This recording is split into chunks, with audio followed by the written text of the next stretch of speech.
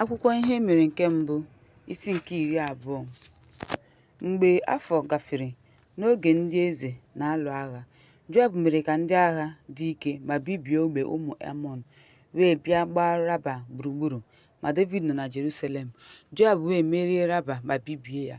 David wee wepụ mpi eze ha n'isi ya, wee hụ na ọ dị 1 talenti ọlaedo na nkuume dị oke ọnụ ahịa. O wee tinye ya n'isi David, wee napụ akụnụba obodo ahụ.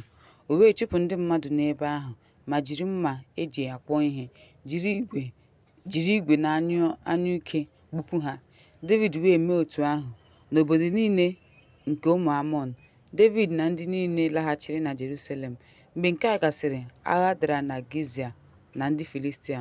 Sibekai Shusha gburu Sipia nke ụmụ Anafa, e wee merie ha. Agha dakwara ọzọ na ndị Filistia. Elnan nwa ọgba ahụ wee gbuo Lami nwa Goliat onye Git, onye ube ya dị ka mma.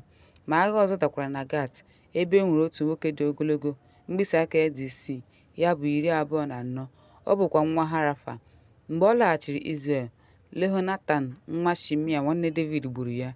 E wetara ha na Harafai na Gat ma daa n'aka David na n'aka ndị ohu ya.